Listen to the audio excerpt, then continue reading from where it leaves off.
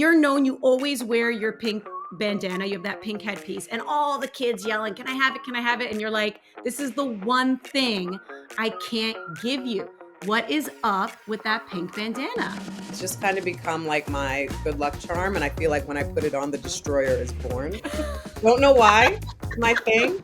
A lot of people have asked me for that headband, but honestly, like I forgot it one game when in the national team, and my manager had to go back to the hotel and walk to the stadium because I was like, I can't play, I can't do it. So a little bit of a superstition, but also just that's who it Desiree Scott is. Pink headband. That's how you recognize me. Welcome to the Sit Down presented by Visa. Andi Petrillo with you, and joining me a very special guest, a three-time Olympic medalist, including Olympic champ, Pan American Games champ as well, represented the Maple Leaf with pride for many, many years. That is Desiree Scott. How you doing? Doing well. Thanks for having me here today. It is so great having you here. And it's crazy that I have you here because, I mean, were you bored with retirement? Like what happened? Girl, you announced your retirement from the NWSL last fall and you're like, "Nah, I'm good. I want to keep playing." What happened? Shortest lived retirement, I would say. Yeah, I was at peace, like I said in my announcement, with my decision. And I knew the Northern Super League was coming. Obviously, good friends of mine helping to build this league all across Canada. And I got home, I allowed the dust to settle a little bit, and I said, I still got some fire in me and I want to help grow this game in Canada. It's a dream, honestly. I couldn't pass it up. So what actually persuaded you? Was it people maybe calling you? Was it just yourself, family? I'm curious to know what kind of made you turn around and go, "I'm going to put myself through the grind of training again."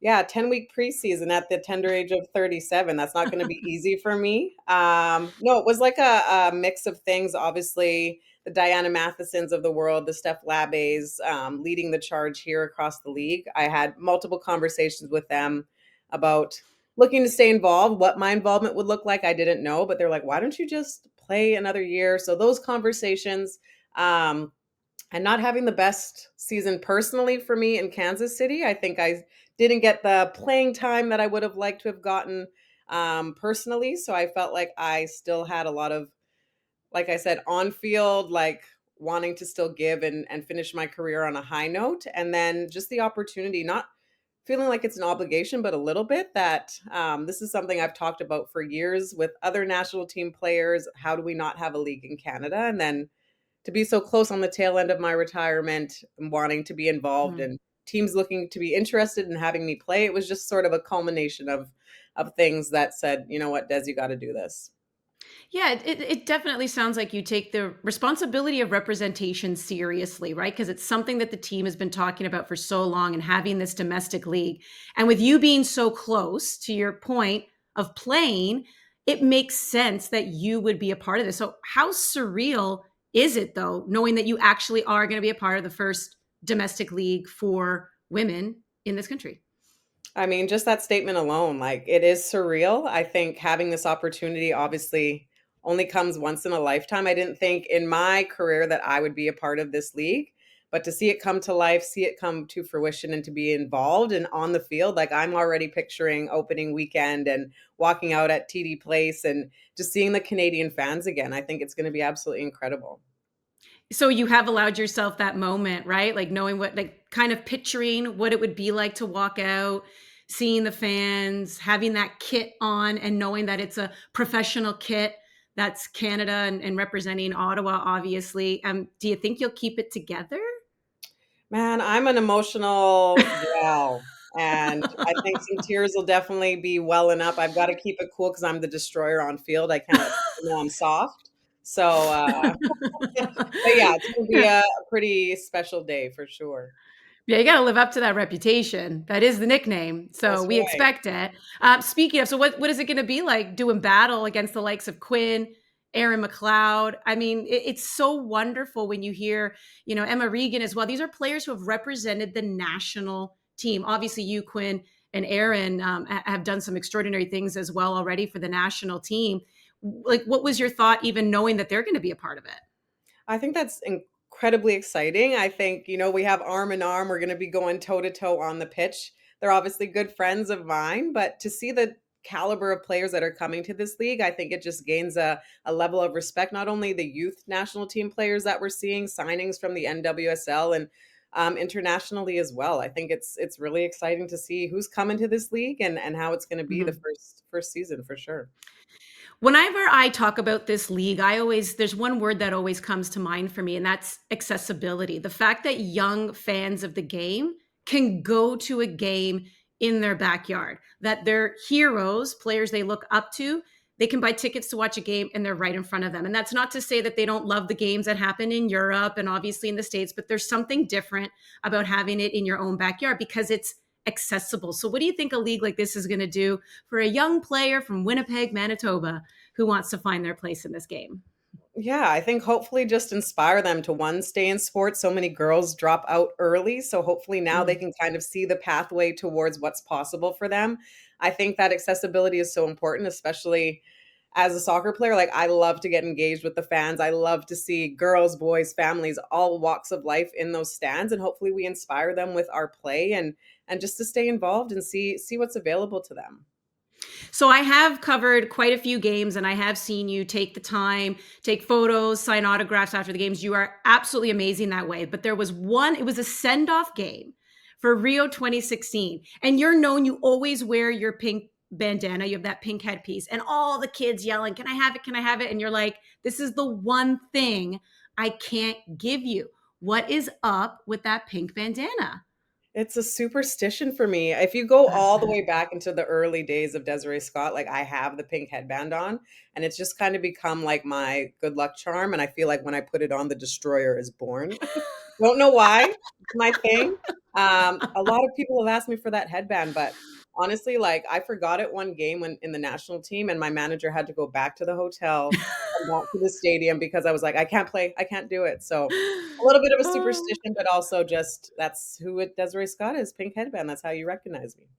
Very true, and it's I guess I love that. I love that it's the alter ego. When you put that on, you just feel completely different when you hit the pitch, but every time I ask athletes, "Do you have superstitions?" They're like, "No, I have rituals," but girl, that is a superstition, It but I really like is. it. Okay, It I do. really is. I like it. So you've witnessed the beginning of the NWSL 2013. Now, what do you think the NSL can maybe learn from those early years of the NWSL that you feel can help the NSL have the same kind of longevity? Yeah, I think for me, what comes to mind initially is just standards. I think, we've set the tone on what is expected now in women's sport in professional environments. And I'm hoping, obviously, there's got to be a level of patience in the inaugural season, but I think athletes are coming in now expecting a certain level of professionalism, facilities to be top notch, and hopefully, that recruits a lot of players to recognize that this is a professional league. People in the Northern Super League want to do it right. I've found not Mhm. only in Ottawa, but all across the board, people who really want to do this right from the get go. And I think just tapping into some of the athletes who have been in the game for a minute, getting our expertise on things, I think will really help get this league to be successful. Well, and just speaking of Ottawa and not so much the league, but of course with the team, you're going to be looked up to as a leader. You are a leader on this team. But I'm wondering when you were a young Desi, who was the player that you looked up to? It's funny, like, I used to watch Diana Matheson, the shorter midfielder, super technical, just buzzing around the field all the time, and she was one of the first players that I started to watch on the national team and could feel like I could emulate. And I also loved Thierry Henry back in the day, the old Arsenal Ooh. days. He was scoring them Mhm. goals, so Okay. Now, who maybe helped mentor you? I mean, I know obviously on the national team you did play alongside Dee. You were also part of that 2012 team that went on to capture the bronze medal in London. She scored the game-winning goal, I know, against France in that game. But was there anyone in particular who mentored you? You know what? Everyone on the national team took me under their wing, all the veteran players, the Reen Wilkinsons, although I was scared of her at first. She was an onion, a bit of a layer I had to break down, but Do um, tell. yeah, she just hurt a bit of a rough exterior. Like, she lets you know that you're new to the team, and so that was fun to break that down a Yeah. little bit. But all the veteran players, the Sinkies, the Dianas, Carmelina Moscato, just a wonderful personality and human, but also just wants to bring the best out of you. And they're all my good friends today. So not only did they help me on the pitch, but we've become really, really close over the years. Yeah, that was a great group, and I've had a chance to speak with Rian a couple times. Very cerebral. Like it doesn't surprise me that she got into coaching and is able to do what she does. Sometimes the way she breaks down the game, I'm like, you need to pause. I thought I knew what I was talking about. Like, what level are you on right now? Did she always come across that way too? Like Very, technical in that sense? very tactically sound, like, just Yeah. always could read the game, be able to describe the game. Like, I'm someone who can, like, go and just do with action, but to be able to break it down and help your teammates navigate the game and how to make those changes, I think she did an incredibly job. So her as Hmm. a coach, no brainer. Yeah. All right. I know that you're getting set here, training camp and the season to begin, and you're back into playing. But I do have to ask. I'm wondering about post playing ambitions that you feel the NSL could set you up for. I'm wondering if that's kind of something you've thought about. It's definitely on my brain, what's to come after this season. And I think what's lovely specifically about Ottawa, and one of the main reasons I wanted to go there, not only to help build the league and grow, but they're willing to show me a little bit of behind the scenes of what it takes to Mhm. build an NSL club, from broadcasting to, marketing to communications to community relations, like everything that it kind of takes. I think I would love, in my dreams, I'm a proud Winnipegger, would love to bring a team and expansion draft to Winnipeg. So to help sort of build this league and continue to watch it grow and help have a hand in that. So what that will be, I don't know, but I would love to just gain a knowledge about the sport and how I can be involved in that aspect. A lot of talk as well when it comes to the NSL is how it can help strengthen the national team. And I mean, again, you're somebody who represented Canada for many years without a domestic league. So how do you feel this can help? And maybe even just the current state, obviously now finally getting to name a new head coach. Just what are your hopes for the future of the national team? Yeah, my hopes are that more Canadians stay in Canada now that we have that option. I think a lot of talent sometimes can get missed.